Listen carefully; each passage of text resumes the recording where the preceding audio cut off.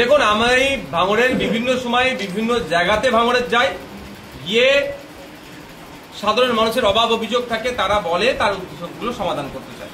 অনেক ক্ষেত্রে অনেক রেকমেন্ডেশন থাকে, অনেক সিগনেচারের প্রয়োজন হয়, সেইগুলো আমি সমাধান করি। আজকে সেই আমার রুটিং ম্যাপিং। আমি আজকে ভাঙড়ে এসেছি, আজকে আমার অফিসে এসেছি, প্রচুর মানুষজন এসেছিলেন, তাদের অনেকের আধার কার্ড, প্যান কার্ড বা বিভিন্ন রেকমেন্ডেশন ছিল, তাদের সই করলাম। কারো স্কলারশিপ থেকে শুরু করে বিভিন্ন যে সিগনেচারের প্রয়োজন হয় সেগুলো ছিল, সেগুলো সমাধান করলাম এবং সেগুলো দিলাম, পরিষেবা দিলাম। গত 14 তারিখে বৈরামপুর বা সোনপুরে আপনাদের শান্তিপূর্ণ আন্দোলন ছিল এবং সেখানে পুলিশের উপরে পুলিশ চড়াও হয়, আপনাদের কর্মীদের লাঠিচার্জ করে, পাল্টা আপনাদের কর্মী সমর্থকরা পুলিশের উপর হামলা করে বলে অভিযোগ। কি বলবেন? অভিযোগ তো অনেক কিছু আছে, আমি তো জোর গলায় বলছে নাকি পুলিশের বাইক পুড়িয়ে দিয়েছে। এত ভিডিও সামনে আসছে, পুলিশের বাইকে আগুন লাগাচ্ছে, এই ভিডিওটা আসছে না কেন? কে আগুন লাগালো? ওই গাড়িগুলো ওখানে কি করে আসলো? আমি তো ক্যামেরার মাধ্যমে বলছি, মমতা ব্যানার্জি এই বিষয়টাও নাকি নিউজমা প্রকাশ করেছেন ভাঙড়কে নিয়ে। আমি মমতা ব্যানার্জিকে বলছি, তার কোর্ট টিমকে দিয়ে নিয়ে এইটার তদন্ত করুক তিনি। যে ভাঙড় কাশীপুর থানার সিসিটিভি গুলো আগে থেকে পরে পর্যন্ত সিসিটিভি গুলো রাখা হোক, কুলটি যাওয়ার রাস্তা সিসিটিভিটা প্রিজার্ভ করা হোক, রাজারহাট থেকে যে ওই লাউহাটি রোড হয়ে যে আসছে তার সিসিটিভি ফুটেজ গুলো প্রিজার্ভ করা হোক, এবং আগুন লাগাচ্ছে এই সিসিটিভির ফুটেজটা দেখানো হোক।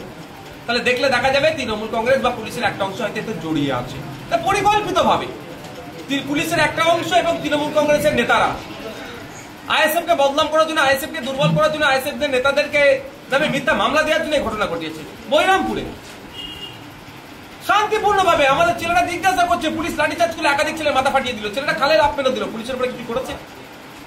এখানে আমরা ঘটনা কি দেখলাম? এখানে দেখাচ্ছে না কেন পুলিশের গাড়িতে আগুন লাগিয়েছে কি বা বাইকে আগুন লাগিয়েছে কি? আমাদের কাছে ভিডিও ফুটেজ আছে, আমরা তো কোর্টে নিয়ে যাবো, আমরা কি ছেড়ে দেবো ভাবছেন নাকি? সব কাগজ রেডি হচ্ছে। আমাদের নেতৃত্বরা যখন স্টেজ থেকে বলছে রাস্তায় কেউ যাবেন না, তৃণমূলের ছেলেরা ভাঙচুর করছে, আপনারা ভিডিও ফুটেজ করে রাখুন, আর তখন ভিডিওতে দেখা যাচ্ছে যে ধোঁয়া উঠছে। তার মানে আমাদের লিডার্সরা মাঠের মধ্যে আছে, হিংসা থেকে দূরে থাকতে বলছে, তৃণমূল কংগ্রেসের চক্রান্তে পা দিতে বারণ করছে, আর সেই সময় ভিডিও দেখা যাচ্ছে যে ধোঁয়া উঠছে। মানে ওই সময় আগুনটা লাগালো কে? ওটা তো পুলিশ ছিল, কি করে আসলো? এগুলো কিন্তু জবাব আগামী দিনে কোর্টকে দিতে হবে পুলিশকে। আইএসএফ এর পক্ষ থেকে মিছিল, মিটিং, আন্দোলন করলে অশান্তি হয়, সেখানে শাসক দলের পক্ষ থেকে আন্দোলন বা মিছিল, মিটিং, সভা করলে কোনো অশান্তি হয় না, শান্তিপূর্ণভাবেই হয়। কেন? আইএসএফ এর পক্ষ থেকে বিশাল র্যালি করলাম শিয়ালদা থেকে আপনার রামলীলা ময়দান, কিছু আছে? আমরা হিংসা করতে যাই না। আমাদের মিছিল মিটিং এ ঢুকে হিংসা ছড়ানোর চেষ্টা করে, আমাদের মিছিল মিটিং এ পুলিশকে দিয়ে, তৃণমূলের একটা অংশকে কাজে লাগিয়ে, পুলিশের একটা অংশকে কাজে লাগিয়ে হিংসা তৈরি করতে চায়। আইএসএফ কে ভয় পাচ্ছে, ওই জন্য আইএসএফ কে এই ধরনের সমস্যা ঠেলে দেওয়ার চেষ্টা করছে। 14 তারিখের ঘটনায় আপনার নামে কেস হয়েছে, কি বলবেন? কেসের সারমর্ম নিয়ে একাধিক কেস হয়েছে, একাধিক ছেলেদের নামে কেস হয়েছে। ধৈর্য ধরুন, আমি একটা প্রেস কনফারেন্স করবো, আপনাদেরকেও ডাকবো, অনুরোধ করবো আপনারা আসবেন। সেই প্রেস কনফারেন্সটাকে আপনারা একটু সময় নিয়ে প্রেস কনফারেন্স হবে, একটু দীর্ঘ প্রেস কনফারেন্স হবে, অনুরোধ করবো লাইভ আপনারা চালাবেন। সেদিনকে মুখ আর মুখোশ আমি খুলবো।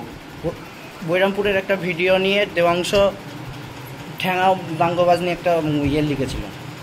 মানুষ নাগরিক অধিকার সুরক্ষিত করার জন্য আন্দোলনে যাচ্ছিল, সেখানে নিরস্ত্র মানুষের ওপরে পুলিশ চড়াও হয়েছে, লাঠিচার্জ করেছে, আবার দেবাংশু তাদেরকে দাঙ্গাবাজ বলে দেখে দিচ্ছে। ও মুসলমানরা তাদের অধিকারের কথা বললে, অকাপ বাঁচানোর কথা বললে তারা দাঙ্গাবাজ হয়ে যায়? কালকে যদি আদিবাসীরা জঙ্গলের জল জঙ্গলের যে স্বাভাবিক অধিকার তা নিয়ে রাস্তায় নামে, তাহলে তারা মাওবাদী হয়ে যাবে? দলিত ভাইরা অর্থাৎ পিছড়ে বর্গের হিন্দুরা, এসসি ভাইরা, শিডিউল কাস্ট ভাইরা তাদের কোটাতে বা এসটি কোটাতে নন এসটি এসসিরা চাকরি করে নিচ্ছে, এই নিয়ে রাস্তায় নামলে তাহলে তাদেরকে কি বলবে দেবাংশু বাবু? ও হচ্ছে অসভ্যদের মতো কথা বলেছে, একটা লিডারের মতো কথা হয়নি। এই মর্মে আমি তৃণমূল কংগ্রেসের রাজ্যের যিনি দায়িত্বপ্রাপ্ত একজন সুব্রত বক্সী মহাশয়ের কাছে জানিয়েছি যে এই কথাটা নিয়ে মুসলিম জনমানুষে ব্যাপক ক্ষোভ তৈরি হচ্ছে। শুধু মুসলিম জনমানুষ বলে স্পেসিফিকেশন করছি না, তৃণমূলের পরে যে সমস্ত মুসলিম মানুষজনরা তারাও এটা ক্ষোভ তুলেছে। কি ব্যবস্থা গ্রহণ করে তৃণমূল কংগ্রেসের পক্ষ থেকে সেটা দেখার বিষয়। যদি না ব্যবস্থা গ্রহণ করে তাহলে এটা জেনে নিতে হবে তৃণমূল কংগ্রেস ও মুসলমানরা যে তাদের ওয়াকাবের আন্দোলন করতে গেলে তাদের দাঙ্গাবাজ বলে দেখে দিচ্ছে, এটা তিনারা মেনে নিচ্ছে।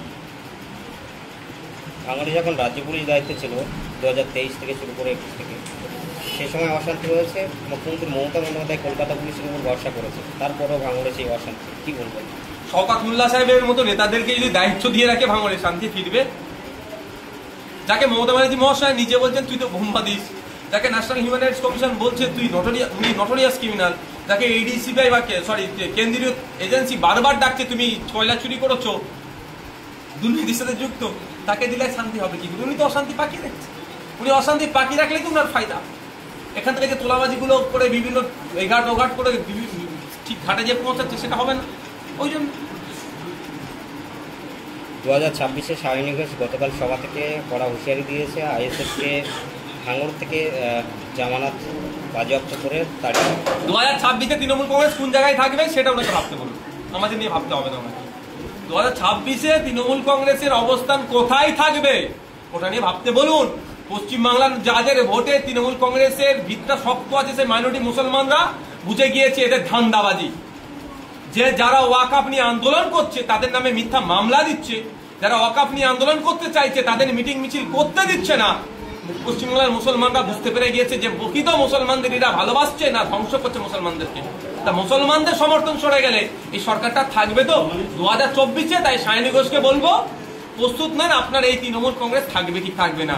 আর আজকে শাহিনী ঘোষ বড় বড় কথা বলছে, কালকে শাহিনী ঘোষ গাড্ডাই করলে শুভেন্দুর নামে জয়ধ্বনি দিবে। আজকে মমতা ব্যানার্জির নামে দিচ্ছে, কালকে শুভেন্দুর নামে জয়ধ্বনি দিতে এরা মানে এক পা পিছিয়ে হবে না। 2026-এর বিধানসভা নির্বাচন নিয়ে আপনাদের কি প্রস্তুতি দেখতে পাবে? প্রস্তুতিটা আছে। তৃণমূল আর বিজেপিকে হারাবো, এই দুটো দলকে বাংলা থেকে রাজনৈতিকভাবে আমরা বিতাড়িত করবো। তাহলে কি আবার 2021 সালের মতন সিপিএম কংগ্রেস অনেক চেষ্টা চালাচ্ছে, যত রাজনৈতিক দল আছে, যত সামাজিক সংগঠন আছে। 2026-এ 1-to-1 লড়াই হবে। একদিকে বিজয়মূল থাকবে, একদিকে বিজয়মূলের বিরুদ্ধে যারা থাকবে, ঐক্যবদ্ধ লড়াই হবে।